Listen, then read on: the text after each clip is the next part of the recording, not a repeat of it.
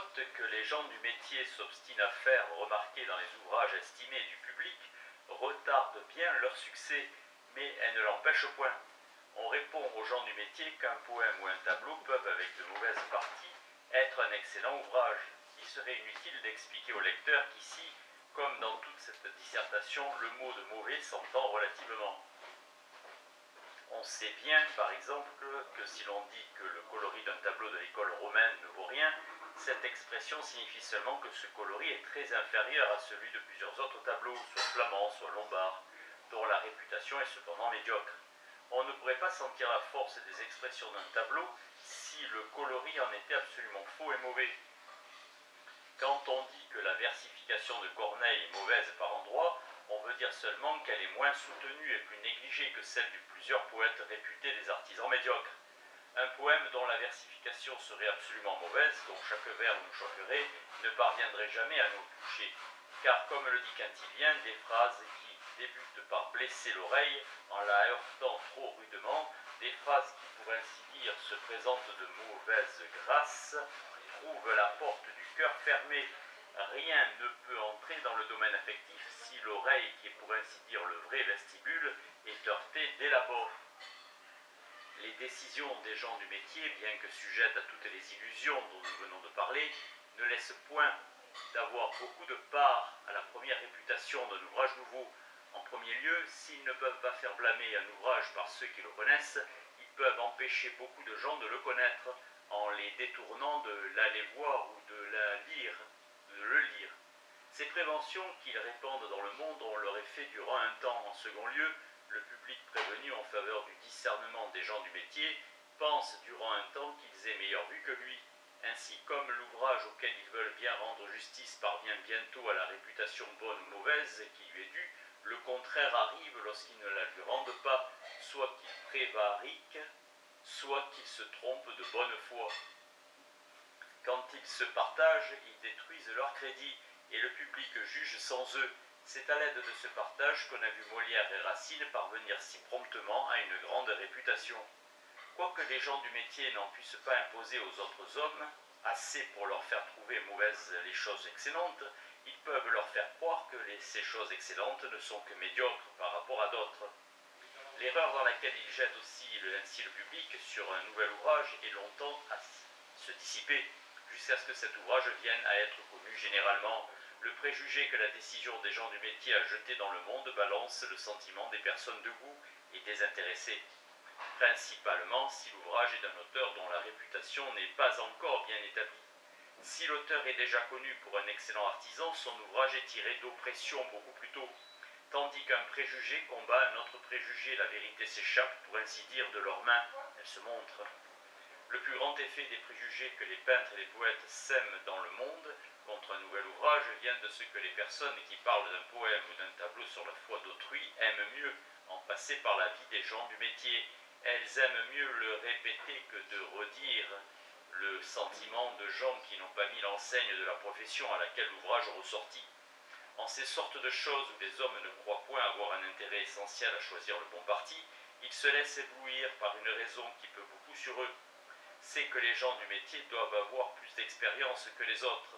Je dis éblouir car, comme je l'ai exposé, la plupart des peintres et des poètes ne jugent point par voie de sentiment, ni en déférant au goût naturel perfectionné par les comparaisons et par l'expérience, mais par voie d'analyse. Ils ne jugent pas en homme doué de ce sixième sens dont nous avons parlé, mais en philosophe spéculatif. La vanité contribue encore à nous faire épouser la vie des gens du métier, préférablement à la vie des hommes de goût et de sentiment. Suivre la vie d'un homme qui n'a pas d'autre expérience que nous et qui n'a rien appris que nous ne sachions nous-mêmes, c'est reconnaître en quelque façon qu'il a plus d'esprit que nous, c'est rendre une espèce d'hommage à son discernement naturel. Mais croire l'artisan différer à la vie d'un homme qui a fait une profession que nous n'avons pas exercée, c'est seulement déférer à l'art, c'est rendre hommage à l'expérience. La profession de l'art en impose même tellement à bien des personnes qu'elles étouffent, du moins durant un temps, leurs propres sentiments. Pour adopter la vie des gens du métier, elles rougiraient d'oser être d'un avis différent du leur. On rougit en effet d'être d'un avis différent et une sorte de respect humain nous retient d'avoir confiance en nous.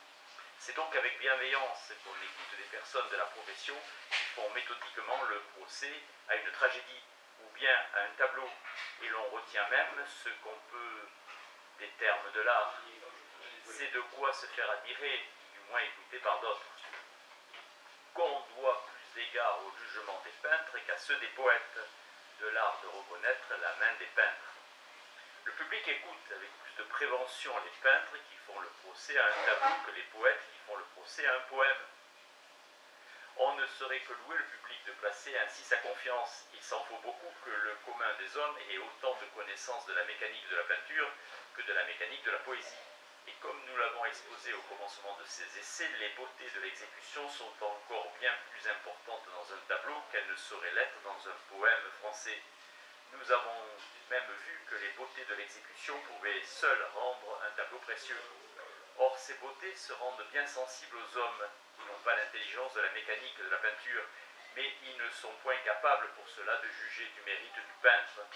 Pour être capable de juger de la louange qui lui est due, il faut savoir à quel degré il a approché des artisans qui sont les plus vantés pour avoir excellé dans les parties où il a réussi lui-même. Ce sont quelques-uns de ces degrés de plus ou de moins qui font la différence du grand homme et de l'ouvrier ordinaire. Voilà ce que les gens du métier savent. Ainsi, la réputation du peintre, dont la valeur est de réussir dans le clair-obscur ou dans la couleur locale, est bien plus dépendante du suffrage de ses pairs que la réputation de celui dont le mérite consiste dans l'expression des passions et dans les inventions poétiques, chose où le public se connaît mieux, qui compare par lui-même et dont il juge par lui-même. Nous voyons aussi par l'histoire des peintres que les coloristes sont parvenus plus tard à une plus grande réputation que les peintres célèbres par leur poésie. On voit bien qu'en suivant ce principe, je dois reconnaître les personnes du métier pour être les juges auxquels il faut s'en rapporter quand on veut savoir, autant qu'il est possible, quel peintre a fait le tableau. Mais elles ne sont point pour cela les juges uniques du mérite de ce tableau. Comme les plus grands ouvriers en ont fait quelquefois de médiocres, on ne connaît pas l'excellence d'un tableau dès qu'on connaît son auteur.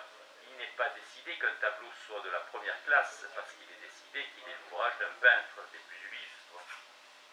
Quoique l'expérience nous enseigne que l'art de deviner l'auteur d'un tableau en reconnaissant la main du maître est le plus fautif de tous les arts, après la médecine, il prévient trop néanmoins le public en faveur des décisions de ceux qui l'exercent, même quand elles sont faites sur d'autres points. Les hommes qui admirent plus volontiers qu'ils n'approuvent écoutent avec soumission et ils répètent avec confiance tous les jugements d'une personne qui montre une connaissance distincte de plusieurs choses où ils n'entendent rien. On verra d'ailleurs, par ce que je vais dire concernant l'infaillibilité de l'art de discerner la main des grands maîtres, quelle borne on doit donner à la prévention qui nous est naturelle en faveur de tous les jugements rendus par ceux qui font profession de cet art et qui décident avec autant de confiance qu'un jeune médecin ordonne des remèdes. Les experts dans l'art de connaître la main des grands maîtres ne sont bien d'accord entre eux que sur ces tableaux célèbres qui, pour parler ainsi, ont déjà fait leur fortune et dont tout le monde sait l'histoire. Quant aux tableaux dont l'état n'est pas déjà certain en vertu d'une tradition constante et non interrompue, il n'y a que les leurs et ceux de leurs amis qui doivent porter le nom sous lequel ils paraissent dans le monde. Les tableaux des autres, et surtout les tableaux des concitoyens, sont des originaux douteux. On reproche à quelques-uns de ces tableaux d'être des pastiches. L'intérêt achève de mettre de l'incertitude dans la décision d'un art qui ne laisse pas de s'égarer, même quand il opère de bonne foi. On sait que plusieurs peintres se sont trompés sur leurs propres ouvrages et qu'ils ont pris quelquefois une copie pour l'original qu'eux-mêmes ils avaient peint. Vasari raconte comme témoin oculaire que Jules Romain, après avoir fait lui-même la draperie dans un tableau qui peignait Raphaël, reconnut pour son original la copie qu'Andrea del Sarto avait faite de ce tableau. En effet, quoiqu'il doive être plus facile aujourd'hui de reconnaître la plume d'un homme que son pinceau, néanmoins les experts en écriture se trompent tous les jours. Tous les jours ils sont partagés dans leur rapport. Le contour particulier du trait avec lequel chaque homme forme les 24 lettres de l'alphabet, les liaisons de ses caractères, la figure des lignes, leur distance et la persévérance plus ou moins longue de celui qui a écrit à ne point précipiter, pour ainsi dire, sa plume dans la chaleur du mouvement, comme font presque tous ceux qui écrivent, lesquels forment plus exactement les caractères des premières lignes, que que ceux des autres lignes, enfin, la manière dont il a tenu la plume. Tout cela, dis-je, donne plus de prise pour faire le discernement des écritures que des coups de pinceau n'en peuvent donner. L'écriture, partant d'un mouvement rapide et continu de tous les organes de la main, elle dépend entièrement de leur conformation et de leur habitude. Un caractère peiné devient d'abord suspect d'être contrefait, et l'on distingue facilement si un caractère est tracé librement, ou s'il est ce qu'on appelle tâté. On ne connaît pas de même si les coups de pinceau sont étudiés, et l'on ne démêle pas si aisément si le copiste n'a pas retouché et raccommodé son trait pour le rendre plus semblable au trait naturel d'un autre peintre. On est maître en peignant de repasser à plusieurs fois sur son trait afin de le rendre tel qu'on prétend le former. On en est autant le maître que les anciens l'étaient de réformer leur caractère lorsqu'ils écrivaient sur des tablettes de cire.